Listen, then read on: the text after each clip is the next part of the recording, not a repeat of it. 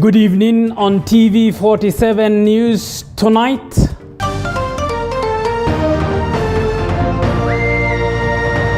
Tonight, 6 people killed and 41 others injured in a grisly road accident involving a tractor and a canter lorry in Transmara, Narok County. Kisumu County leads in the number of COVID-19 infections again, a day after the announced strict containment measures, including closure of some public offices. Plus, it is a big day for Safaricom Limited as it receives operation license in Ethiopia after winning a 91.8 billion shillings bid. And tonight we shall tell you why this homestead needs cleansing even after their son returned home alive.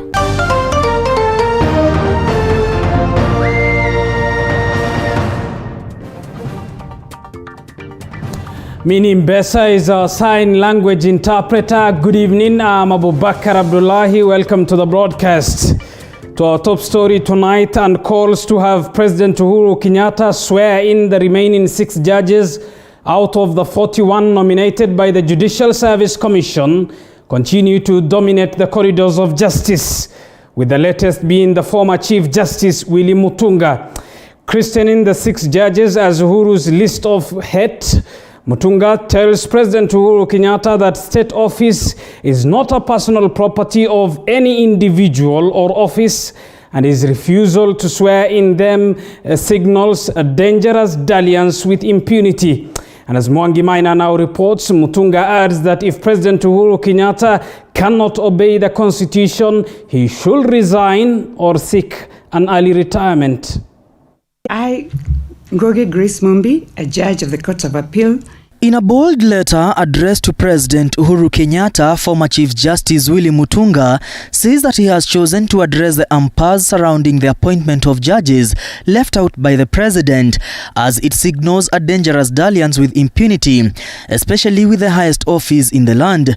Mutunga says, and I quote, "These occurrences are intentional, persistent, defiant and brazen, fueled by an inexplicable determination to overrun the barricades of Kenya's constitutional order." End of quote. Mutunga adds that it is expected that any person seeking public office is well versed with the Constitution of Kenya and its dictates, as well as understanding the limits of power and authority of that office.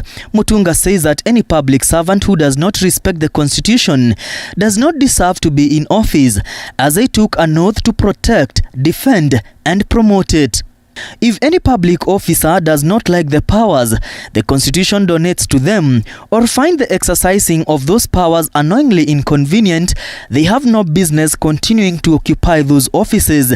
Resignation and early voluntary retirement are readily available options that the Constitution merely provides. End of quote. Mutunga tells President Kenyatta that JSC did its work and he is obliged to appoint all recommended judges without hesitation, review or negotiation. Mutunga adds that the standoff in swearing the 6 judges is occasioned by President Kenyatta's hardened stance in wrongdoing. This, he says, and I quote, "Sadly, it has done so in a manner that lowers the esteem of the office, undermines the rule of law, and erodes public confidence in the elevated majesty of statecraft and in the granularity in administration of justice." End of quote. A view to upholding the dignity. Mutunga continues with his lamentation towards President Kenyatta, whom he accuses of not presenting any adverse reports to the JSC concerning the 6 judges at the appropriate time, leaving the JSC with no option but to make recommendations to him. Mutunga says this should have been a common sense approach that has worked before. Mutunga adds that the president's conduct has been beneath dignity of the high office that he holds, which requires honor and abjures bad tempers. The Constitution as by law is... Mutunga says President Kenyatta's exercise of power is reckless, insensitive and outstandingly bad, and his refusal to swear in the remaining judges is driven by his anger towards them and not principle. Mutunga says President Kenyatta may not be having any actionable information on the judges. He asks the president to resist the temptation of being crowned with the pettiness of power and immediately appoint the 6 judges. He ends his letter to President Kenyatta by telling him that, and I quote, "Mr. President, you bear a burden of history to do the right thing for Kenya's constitution, her institutions, and the general public. Discharge the burden. Simply do the right thing." End of quote. Mwangi Maina, TV47, Nairobi. Elsewhere, 5 people have lost their lives in a grisly road accident that involved a Mitsubishi Canter that was carrying sugarcane cutters and a tractor at Enemasi, Transmara County. Mudhoni Maina has that sad story. A dark cloud has engulfed Transmara, Narok County after 5 people died and 41 others were in a grisly road accident. The injured are receiving treatment at Kilgoris Sub-County Hospital in Narok and others in Kisii Hospital. According to some victims who are employees of Transmara Sugar Company who are receiving treatment at Kilgoris Sub-County Hospital, the brakes of the Canter lorry stopped functioning before it rammed on the tractor. Ndio gari katika breki. Sasa mbele yake kulikuwa na tinga ya kubeba miwa. Sasa wakati gari ilikata breki ndio ilikaza kukimbia mteremko kufika huko chini kakuta tinga ndio sikagongana na tinga. According to Miriam Mukumu, a medical health officer at the Kilgoris Sub-County Hospital, they received 41 patients and all of them are in stable condition, including those transferred to other hospitals. Mukumu says some of the injured reported spinal and head injuries. Tumerifaa saizi immediately Kisii, alikuwa na deep cut wound kwa kichwa na alikuwa na spinal injury, alikuwa mgongo ilikuwa imeumia na kuna wengine pia hata shingo ilikuwa imeenda vibaya. Tulijaribu kurekebisha na tukasupport tukawarifa. Narok County Commissioner Evan Sachoki, who visited those still at Kilgoris Hospital, sent his condolences to the families of the deceased. Ashoki has also directed all vehicles contracted by the sugar company to be checked. Police have launched investigations into the cause of the accident. But I want to take this opportunity to caution our drivers to be extra careful when they are ferrying workers to workstations, especially the cane cutters. We would recommend that cane cutters sleep in where they are going to work instead of unnecessary movements, carrying people from one destination to the other. Narok County Police Commander Kizito Mutoro has put out a notice to the area officers who are allowing vehicles ferrying cane cutters to overload goods and excess passengers. Madriver pia waangaliwe wafanywe testing kuangalia kama wako na licenses, labda huyo hakuwa na license ama nini, because driver kama angekuwa madhubuti hangefanya accident. Mudhoni Maina, TV47. Now, chaos erupted at the Kisii County Assembly after police stormed the house, disrupting business. 3 ward representatives were injured in the melee. A faction of MCAs was planning the ouster of Assembly Speaker David Kombo. And Rinkilemi tells us more.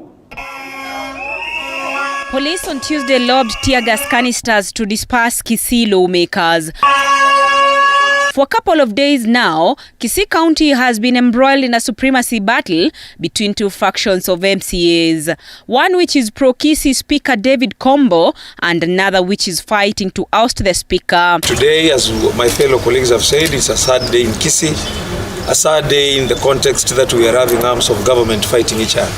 We have a mandate as a legislature to do our oversight role, to do our representation and legislation.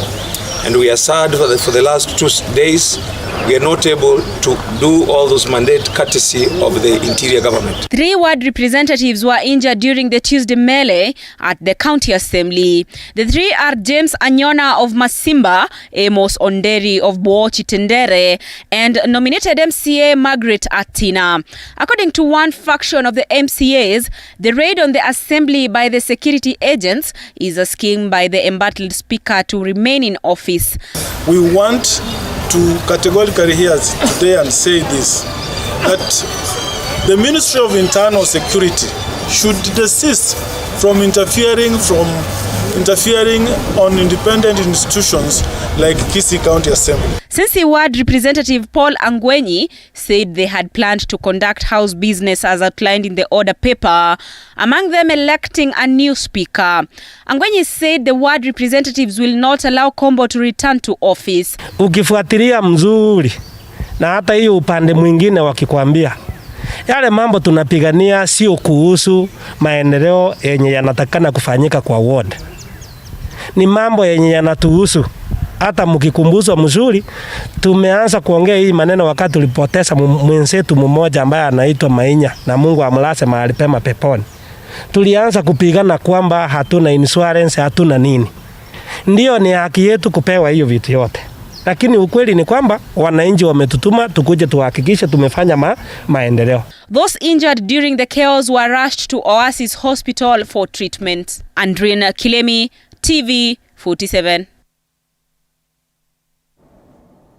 Moving on, Bonchari Member of Parliament Pavel Oimeke and his Juja counterpart George Koimburi have been sworn in today in Parliament. The two promised to serve Kenyans from all political divide. Speaking shortly after they were sworn into office, the two accused the government of intimidation during the by-election, citing the recent polls in Bonchari and Juja. The level of harassment that we witnessed. I want to say that I hope this is the last thing we see in this country. We need Kenyans to choose their leaders in peace. And I'm requesting the government led by His Excellency President Uhuru Kenyatta, that we are not going to see this again. Whether it is in a by-election, whether it's in a general election, I want to say that's a thing of the past. As for me, I want to say that we won't forget. We want to forget and look forward to developing my constituency, to make sure that my people have the services that are necessary. Serikali yetu isikubali kuweka nguvu mingi kama vile walitufanyia pande za Juja, wakazuilia watu wengi kutokea ndio wakaweze kupata ama kuweka kura yao. Kwa hivyo ningeomba serikali ipeane security, lakini sio security ya kuintimidate watu, kuzuilia wengine waingie kwa uchaguzi, kuintimidate wale ambao ni wagombezi. Kwa hivyo ningeomba serikali mambo ya intimidation ifike mwisho kuanzia sasa, ndio tuweze kuwa na taifa ambayo imetulia, taifa ambayo iko na maendeleo, taifa ambayo ni ya kidemokrasia, ambayo itampa Wanjiko nafasi ya kuchagua mbunge ambaye anamtaka yeye mwenyewe. Now, National Treasury CS Ukur Yatani is on Thursday expected to table the 2021-2022 budget estimates. However, the CS is facing a tough time balancing between cushioning Kenyans from the effect of COVID-19 pandemic and the repayment of the growing national debt. Joash Onsare takes a look. The 2021-2022 financial year budget of 3.66 trillion shillings is the biggest to ever been read in the country. The current economy amid COVID-19 has seen and left Kenyans struggle to earn a living. And as Treasury CS Ukur Yatani tables the 2021-2022 budget estimates on Thursday, he is facing a tough balancing act. This year's budget is in deficit of 952.9 billion shillings, with the country's debt ceiling standing at 9 trillion shillings, a 200 billion shillings increase from last year's budget. Ambassador Yatani is also said to request Parliament to adjust the country's debt ceiling from the current 9 trillion shillings to possibly 12 trillion shillings. Kenya's ballooning debt has had a dent on the country's GDP, which according to the Central Bank of Kenya was at 1.05 trillion shillings in 2003 and rose to over 3.5 trillion shillings in 2013. However, in the last 8 years, Kenya's public debt has risen from 1.8 trillion shillings to over 9 trillion shillings with an estimated annual budget deficit of 8%. The hope of Kenyans to be cushioned by the government from the effects of COVID-19 may however not be part of this year's budget. The price of some basic commodities is likely to rise as well. In what seems to be a tough economy for Kenyans going forward,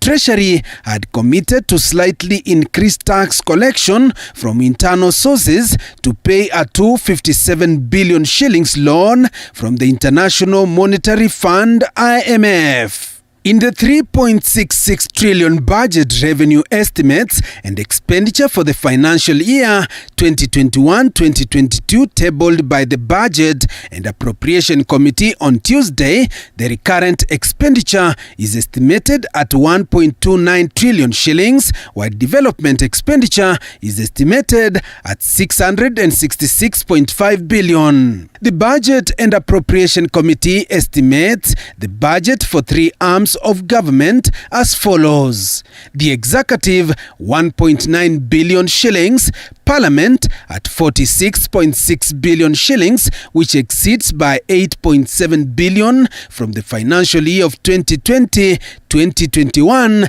and Judiciary at 17.92 billion shillings. In the year 2021-2022 budget, Treasury projects total revenue collection of over 2 trillion shillings, which is an increase of 210 billion shillings from the 2020-2021 budget. National Treasury is also seeking powers over tax rates, removing the parliamentary approval obstacle in the Exchequer's attempts to fill the government reserves. A move that is expected to see taxpayers dig deeper into their pockets. Joash Onsare, TV47, Nairobi. Thank you, Josh Onsare, for breaking down the numbers that so matter. You're watching TV47 News tonight. Stay with us. Time for us to take a short break. We'll be back with more after this break.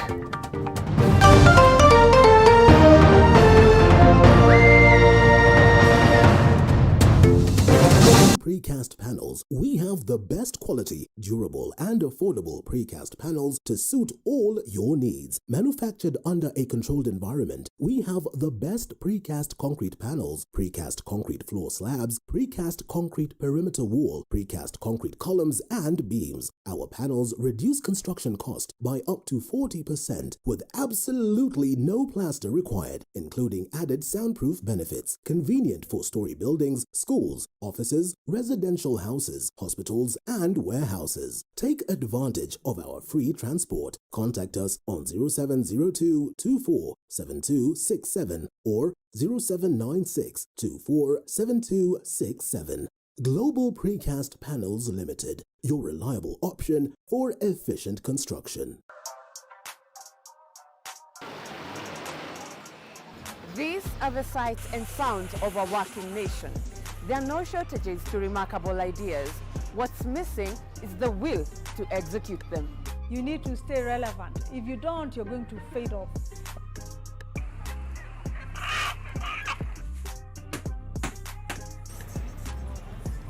Yes, they are a dime in a dozen, but the real meat on these bones comes from trying to realize them. You just need to perfect anything. If it's drawing, if it's music, pursue it 100% because it's something that is giving back. Join me, Violet Njoki, as I tell you the stories of these executed ideas, because yours could be next. Mondays, 7:30 p.m. Hey, now that's hitting the right notes. When life gets boring, we bring out our play. You see, playfulness is in our DNA. It's in the way we move, and laugh. It's in the way we walk, the way we rock, and how we just... You are watching TV47, the home of untold stories.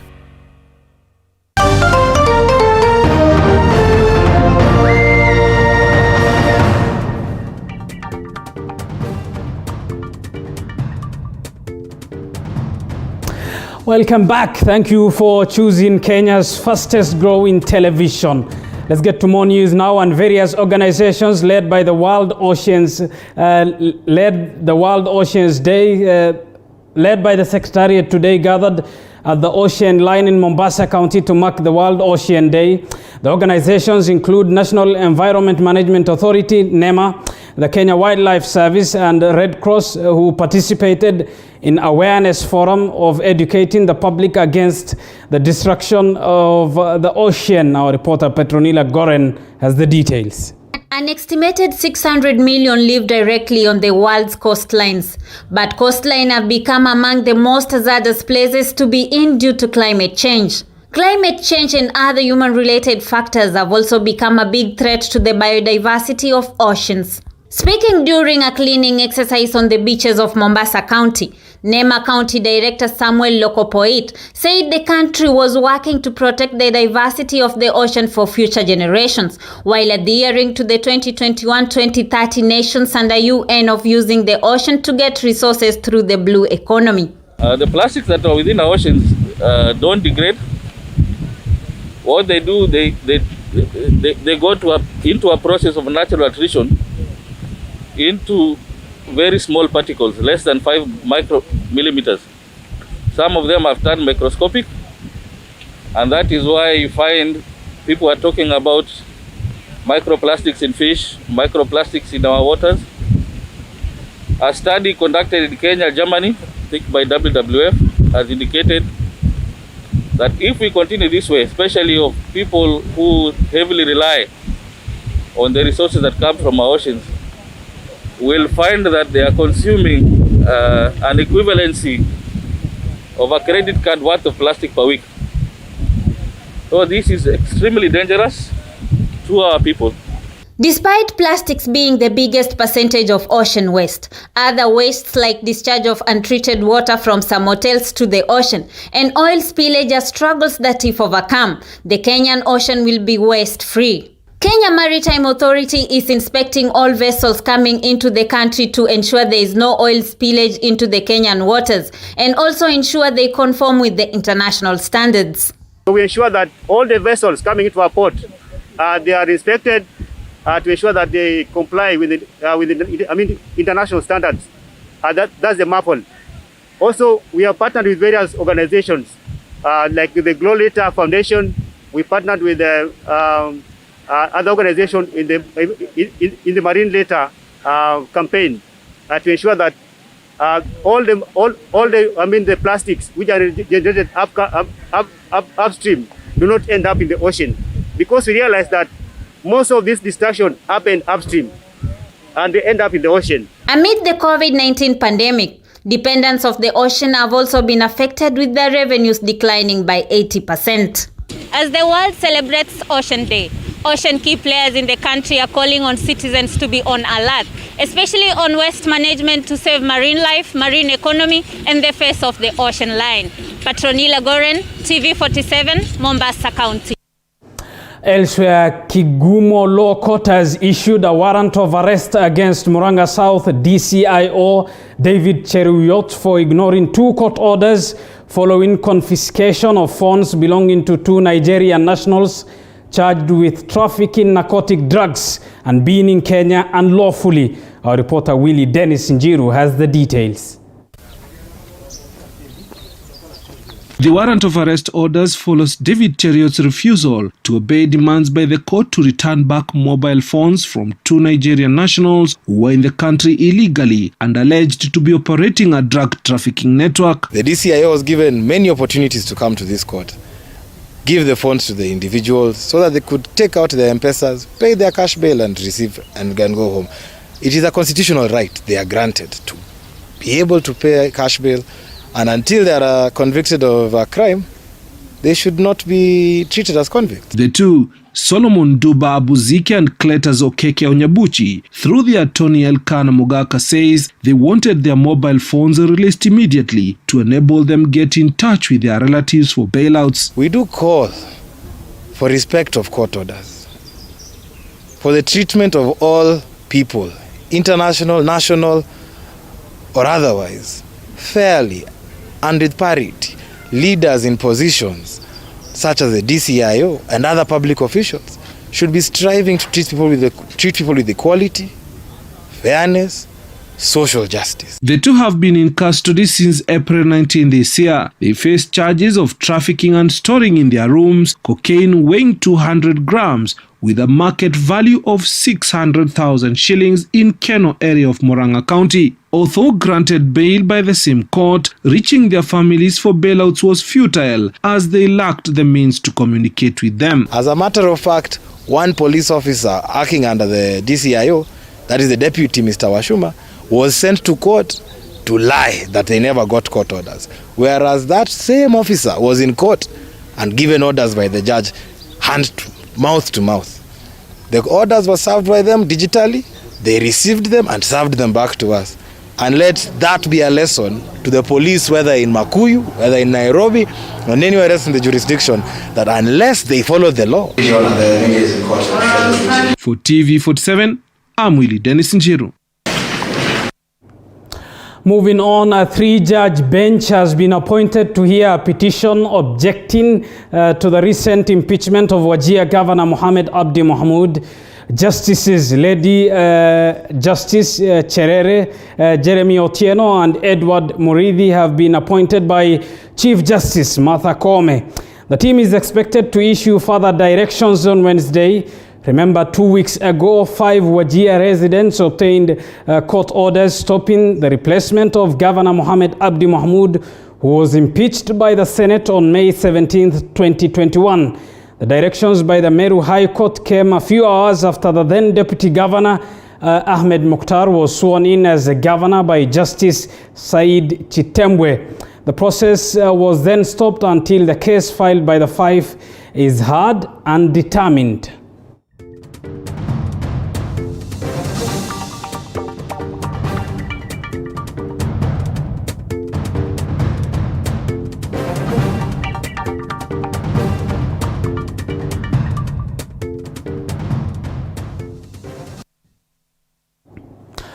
Elsewhere, Kisumu County continues to record a surge in COVID-19 numbers, recording 129 cases today. The county's COVID-19 multi-agency committee has already announced tougher measures to curb the spread of COVID-19 in the region. Lekishon Laban with the report.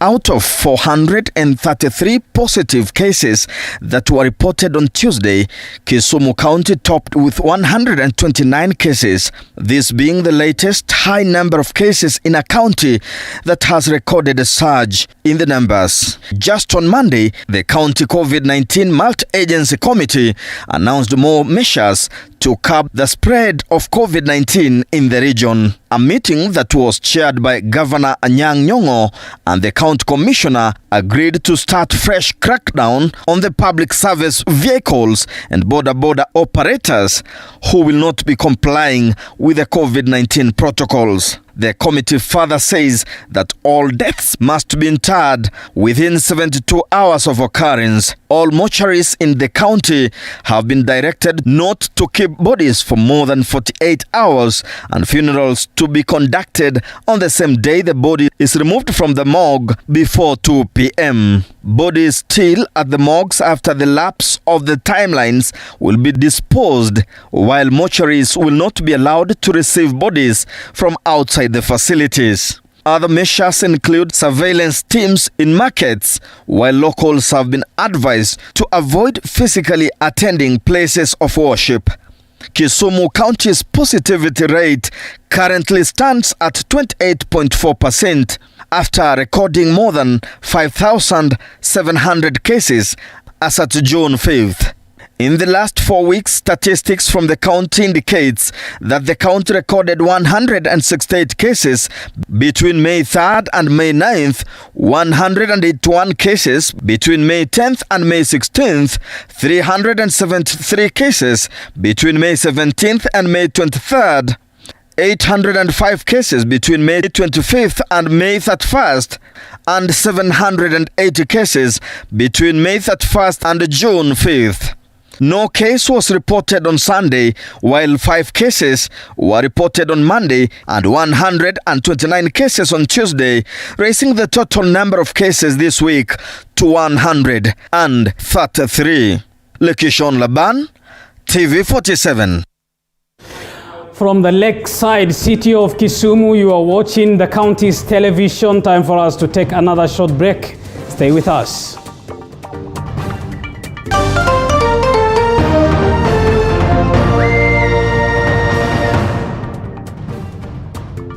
You are watching Global Precast Panels. We have the best quality, durable and affordable precast panels to suit all your needs. Manufactured under a controlled environment, we have the best precast concrete panels, precast concrete floor slabs, precast concrete perimeter wall, precast concrete columns and beams. Our panels reduce construction cost by up to 40% with absolutely no plaster required, including added soundproof benefits. Convenient for story buildings, schools, offices, residential houses, hospitals, and warehouses. Take advantage of our free transport. Contact us on 0702 247267 or 0796 247267. Global Precast Panels Limited, your reliable option for efficient construction. These are the sights and sounds of a working nation. There are no shortages to remarkable ideas. What's missing is the will to execute them. You need to stay relevant. If you don't, you're going to fade off.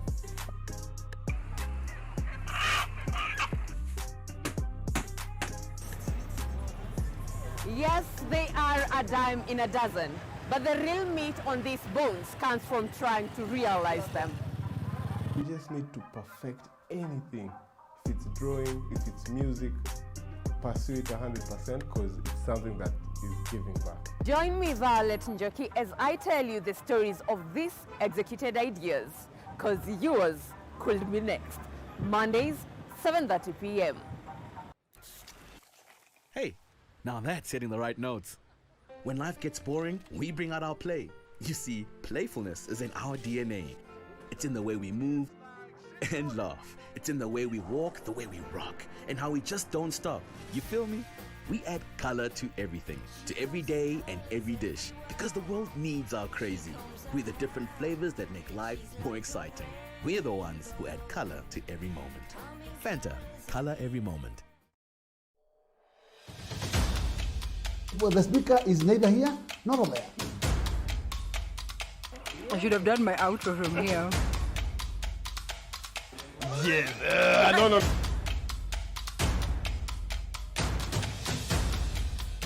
And we're just like that. I look beautiful.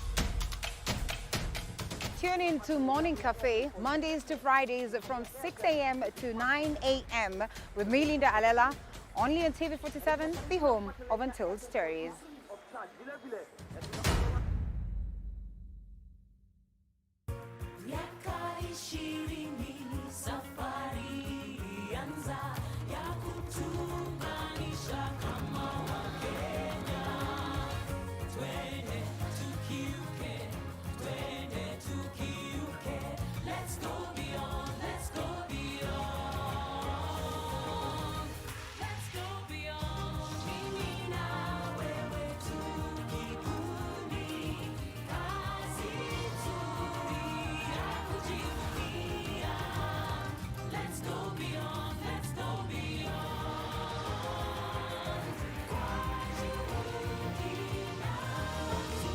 You are watching TV47, the home of Untold Stories.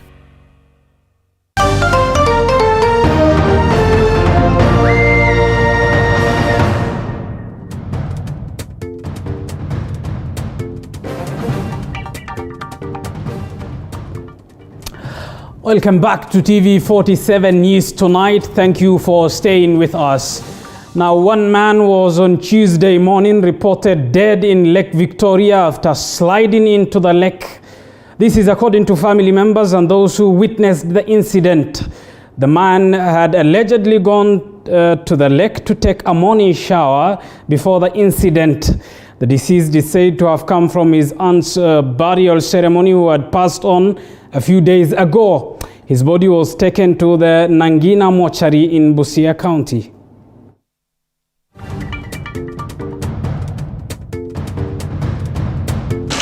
Tulitoka saa 12:30 kwenda mtoni kuoga, tukaomba sabuni. Baada ya kufika mtoni, akasema nataka kutangulia, nikamwambia naenda kujisaidia kidogo ndio nirudi. Baada ya kurudi, alikuwa ametoa manguo zote akaingia kwa maji, na mimi nikainama chini kufungua viatu nitoe manguo. Kumaliza kutoa manguo na viatu, kupinduka kuangalia kwa maji mtu haonekani. Na ikaishia hapo. Baadaye nikapiga simu nyumbani hapo kwa matanga. Mwenzangu tulikuwa na yeye, aliingia kwa maji lakini hakutoka. Alikuwa amekuja hapa kwa matanga ya shangazi yake. Aliteleza tu, hakuna shida yoyote ilitokea, lakini kuteleza tu. Huyu kijana alikuwa ameenda kuoga, alafu akateleza akaanguka ndani ya maji akafa. Ndio mwili unapelekwa mortuary ya Nangina. Elsewhere, a middle-aged student has been found murdered along the Kakamega-Kisumu highway in Luvambo village in Shinyalu sub-county, Kakamega County. The body of the deceased Sigalagala Polytechnic student was found with neck injuries inflicted by unknown assailants. Residents of Luvambo village now want Sigalagala Polytechnic Management Board to create a department that will ensure students' safety. In fact, I thought it's an accident. Maybe mtu amegongwa na pikipiki, but kusongea karibu na kusikiliza ni mwanafunzi, one of our own, amekatwa kwa shingo. Na naambiwa in fact kulikuwa na vitu zake hapo. Sijui alikuwa amenunua sapa, ilikuwa tu pale. Na amekatwa kwa kichwa. Alikuwa amekatwa vibaya sana na alikuwa amekufa. Damu ilikuwa pale kuonyesha kwamba alikufia pale ama alikatiwa pale. Na uchunguzi bado inaendelea kujua ni nini ilifanya ama ilikuwa nini makosa ya huyo mtu kukatwa. Wanafunzi hawa wanauawa kinyama na ambao ni makosa ndio mapresident ya kesho. Na tungependelea hiyo. Tu wanafunzi, mimi ningeomba kama saa zenyu za shule mmetoka mmefanya shopping, ikifika saa 12:30 uwe penye unalala. Hii hatujui ni nini imefanyika, lakini tunaambia maaskari wetu wachunguze tupate ni kwa nini huyu mwanafunzi aliuliwa hivi kinyama. Na pia tunaambia Sigalagala Polytechnic, the institution, tafadhali mtafute kitengo cha usalama ili isaidiana na nyumba 10 na maaskari wetu kutoka Khaega ili tuhakikishe wanafunzi wetu wako salama. Elsewhere, fear, confusion and joy unfolded the village of Apokori in Teso North sub-county in Busia County after a middle-aged man believed to have been shot dead by police officers and buried a month ago resurfaced. The family is now urging the government to exhume the body before the Iteso rituals to cleanse the family. Late April 2021, the family of Daniel Epai confirmed that their son had been shot dead by police after a robbery incident and went ahead with burial arrangements. But after a month later, the family is petrified. Residents of Apakori village in Teso North Sub-County are also in shock after Epai appeared in the village alive. Daniel, sisi tumekuzika, tumekusahau, na umetokezea wapi? Nilikuwa naona kama ni ghost, lakini tukazungumza naye nikamhoji, bana tunasikia ulikuwa umekufa, tumekuzika. Akasema hata sina habari. At first sight of the man who was believed to be dead, his family and friends took to the hills and ran into different directions, fearing Epai's ghost had come back to haunt them. My sisters, my nieces, my father, and a few others positively thought the late was our nephew. Others went to the graveside to confirm if the young man had resurrected, only to find the grave was intact. Kaburi naye bado iko. Kasema mwenye nilizika hapa alikuwa amevaa suti. Na Daniel kula amevaa jinsi. Itakuwaje huyu mwenye iko kule ni Daniel na huyu mwenye amelala hapa ni nani? Epai says that he had no idea of being killed and buried a month ago. Kama walisema mimi ndio nimekufa na mimi sijakufa. Makosa si kwangu. The family is now appealing to the government to exhume the body of the man mistakenly buried on the land ahead of Iteso rituals to cleanse the home. Wafumbue huyu jamaa ambaye sio wetu, ndio tupate nafasi ya kurejesha yule nyumbani, manake mila na desturi ya Kiteso lazima tufanye sherehe ya yule kuingia, na hawezi ingia kabla huyu hajatolewa. For TV 47, I'm Mike Kagwongo.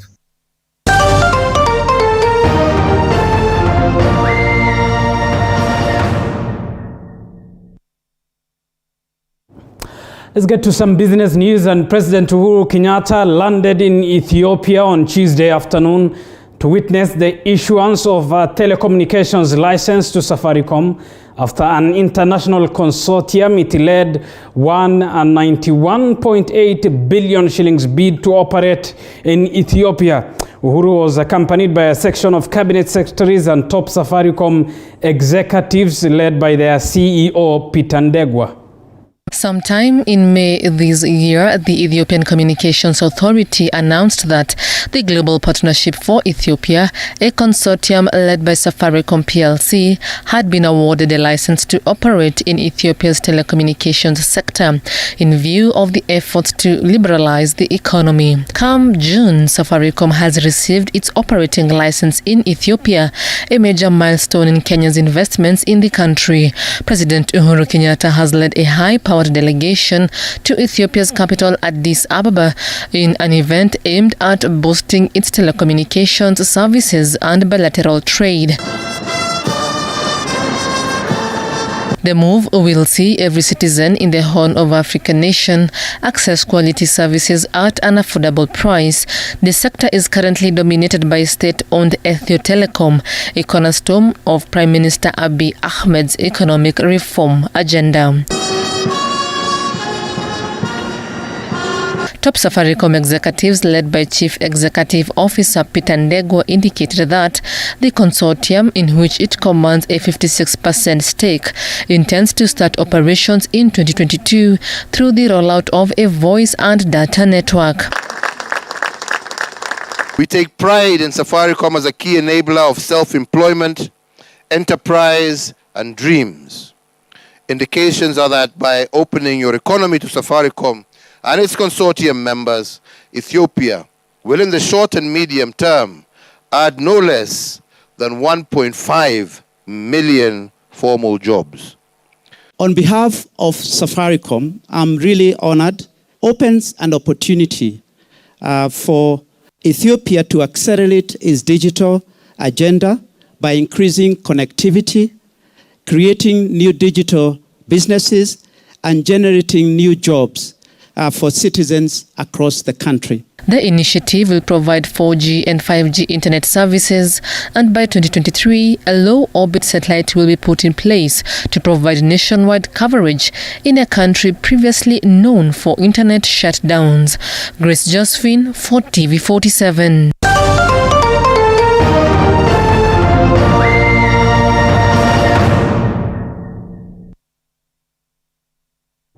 Thank you, Grace Josephine, for that report. Time for us to get to the world of sports. Let's bring in sportsman Dennis Otieno. Dennis, good evening. Well, good evening to you too, Abubakar. Now, I know tonight, a lot is lined up for you. We will be telling you about World Rally Champion Ogier and what he thinks about the Safari Rally. We shall also be telling you about an outcry issued by Trans Nzoia County FKF officials to local leaders. Now, of course, that being among the stories, also we shall be giving you an international front of football regarding Germany, who are playing, in their match with preparations for the Euro 2020. Now, with that said, coming